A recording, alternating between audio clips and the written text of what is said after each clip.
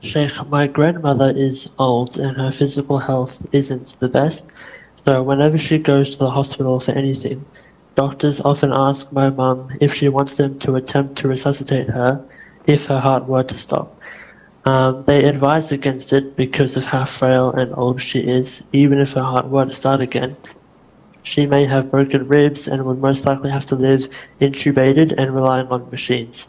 So my mum wants to know, what should she do according to Islam? Should she ask them to always try to resuscitate her anyways?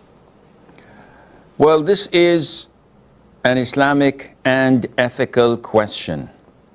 The concept of DNR, do not resuscitate, is often presented in Western hospitals, in Kafir hospitals, rarely done in Muslim hospitals, due to the emotions and a number of other factors dealing with the Muslims.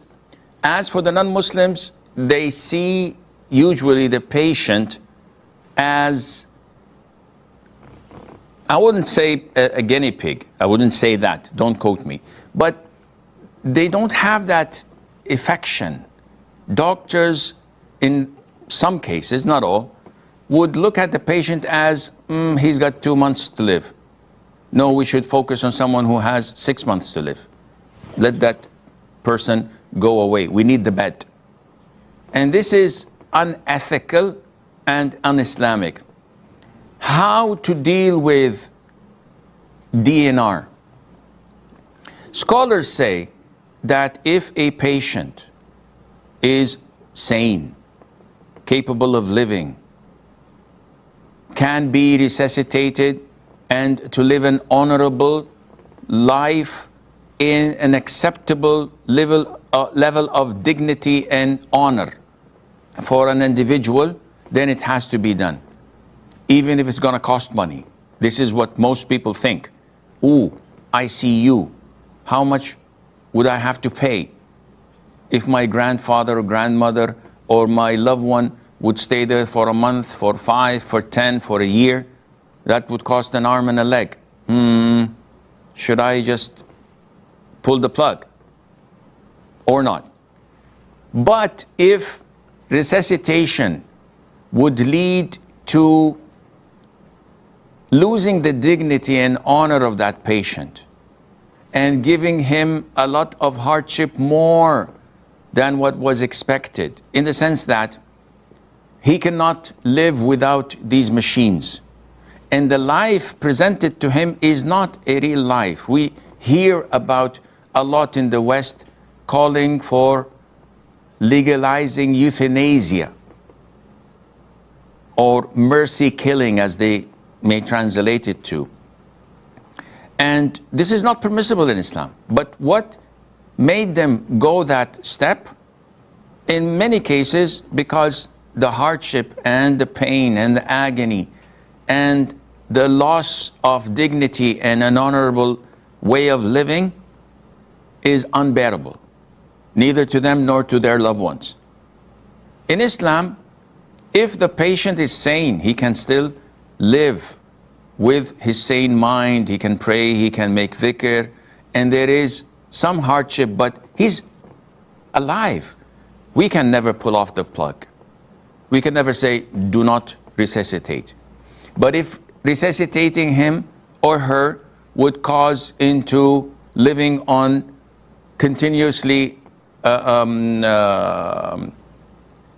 don't know the terminology in English, so excuse me, things that make their lungs work, their heart beats, machines, and continuous dialysis, etc. And it's like living in a vegetative state, not a real human being.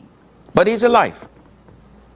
The blood is running, but this is not an honorable, dignified life. In this case, yes, you may sign for a DNR state, and the doctors, hopefully Muslims, can evaluate this level of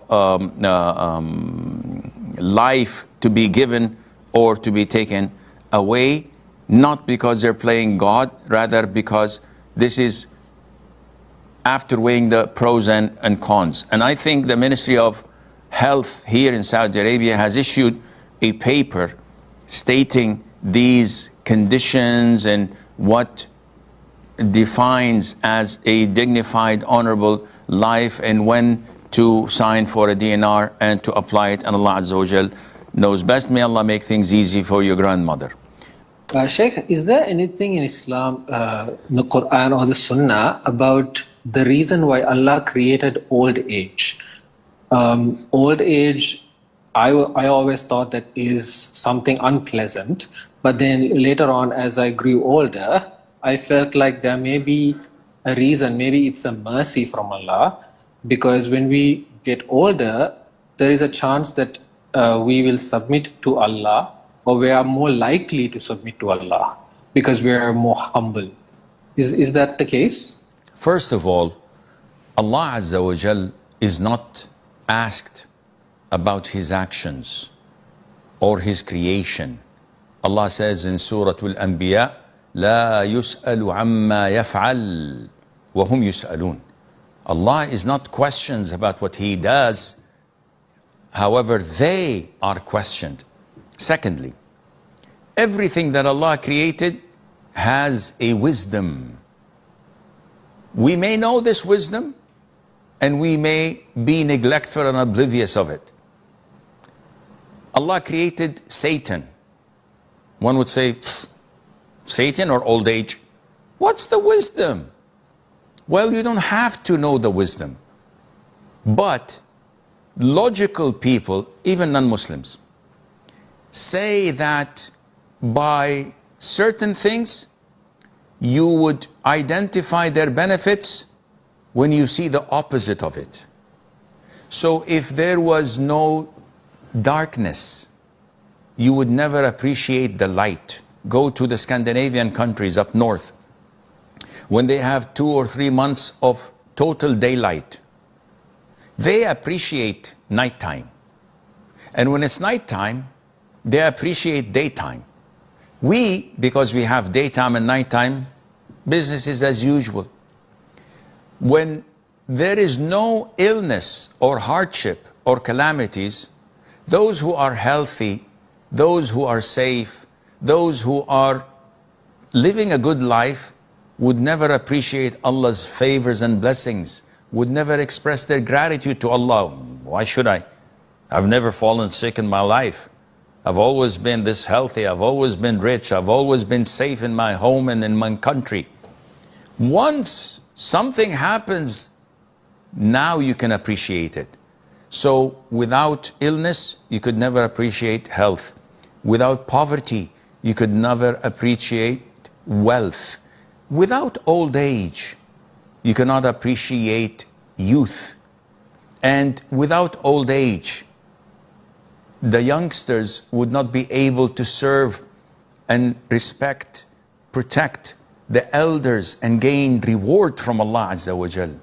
The elders, those who are in their old age, would not value the times that Allah Azza wa Jal has given them health, youth, power and energy. And they reflect upon these times and they say, we've missed a lot. We've goofed a lot. However, there is still time. So the more you get older, there are older than you. And you tend to appreciate Allah's gifts. There are so many blessings in everything Allah does, but unfortunately, shaitan preoccupies us to think when it is way over our pay grade. This is none of your business. Focus on getting to Jannah. Don't focus on what's the benefit, what's the wisdom, why. This is not what you were sent to do, what you were created to do. You were created to worship Allah wholeheartedly without any questions